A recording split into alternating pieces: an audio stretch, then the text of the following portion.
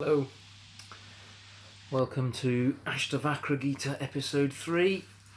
It's about 6:30 on... Oh wow, I don't even know what day it is anymore. I think it's Wednesday. Yeah, Wednesday afternoon. As I'm sure all of you watching this video are probably stuck in their houses or working from home, or basically having their routines changed quite significantly over the last few weeks through external forces that are beyond our remit or control. We are learning some quite deep shamanic initiations, or we are experiencing some quite deep shamanic initiations in adaptability, clarity, fear, power, and occasionally death, or the concept of death, which does create a lot of fear in people, and so, and quite understandably so. But all these, I guess,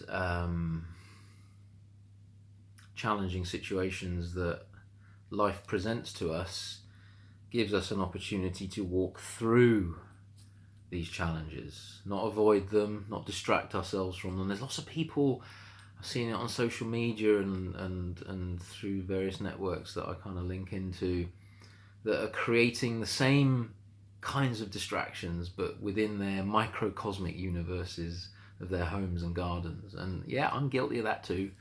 But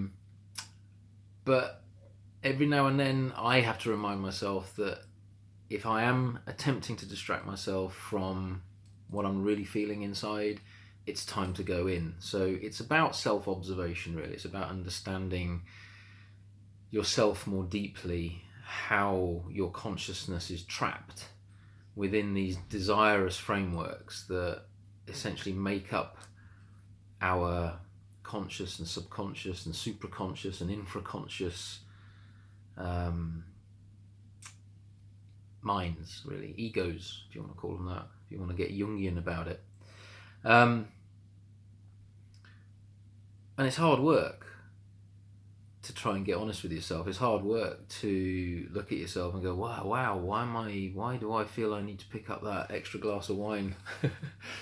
Because maybe I'm feeling a bit stir crazy. I've not been out as much. I've not been doing my usual thing. I've not been to the gym. I've not been to the pub. I've not been socializing as much. I'm not feeding as much as I normally do from my outer world, my outer reality.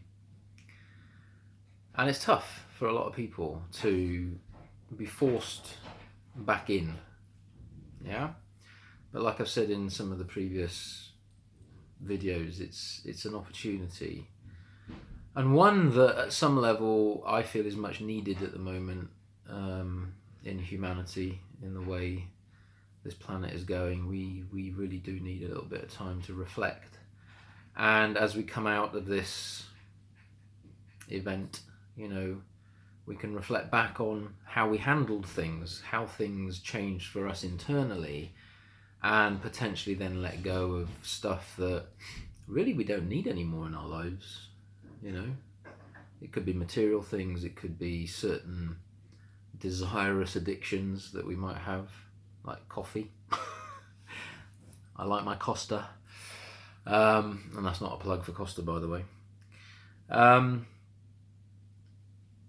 Not necessarily to give them up, but to be less attached to them, to be able to enjoy them, but without being so attached, without them being part of our natural framework, without them being part of a habitual consumptive quality within us.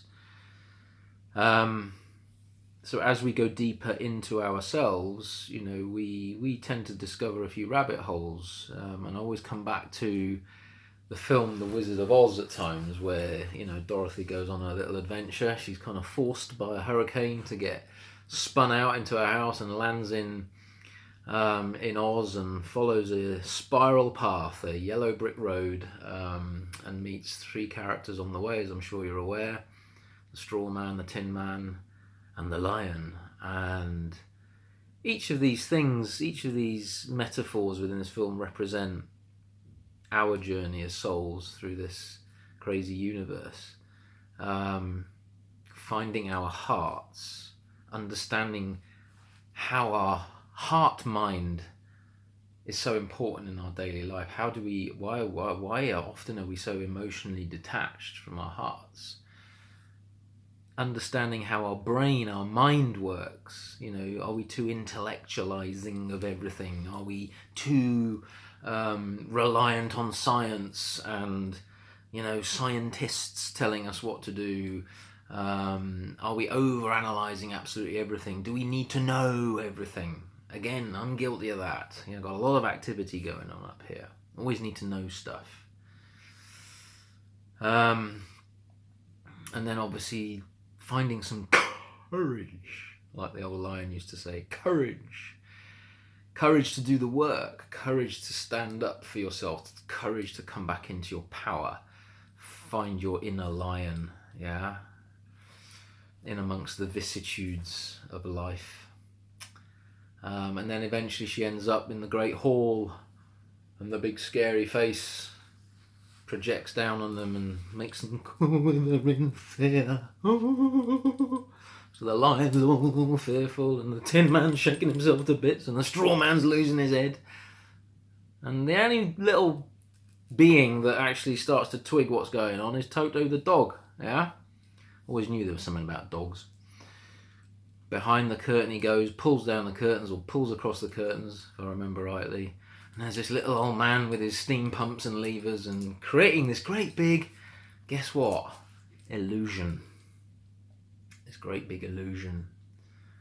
And yeah, we need to start at some level looking at how we've created our own illusions and cutting the crap and coming back to what's really important. And so events like this really do focus the intention, focus the soul into what's really important. Where have you lost yourselves along the way? Where have you veered off the path down various rabbit holes that have at some level created damage for yourself, for others, for the planet?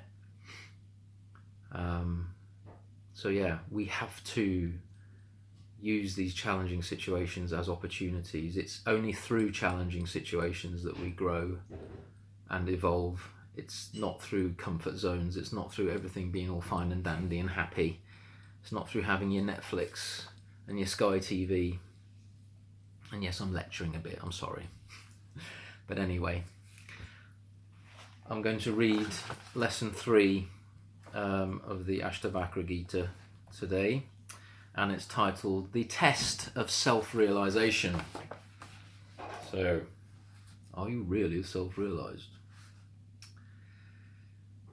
So Ashtavakra said, having realized yourself as one, being serene and indestructible, why do you desire wealth? Just as imagining silver in mother of pearl causes greed to arise, so does ignorance of self cause desire for illusion. Having realized yourself as that in which the waves of the world rise and fall, why do you run around in turmoil? Having realized yourself as pure awareness, as beautiful beyond description, how can you remain a slave to lust? It is strange that in a sage who has realized self in all and all in self, this sense of ownership should continue. Strange that one abiding in the absolute, intent on freedom, should be vulnerable to lust and weakened by amorous pastimes. Strange that knowing lust as an enemy of knowledge, one so weak and nearing death, should still crave sensual pleasure.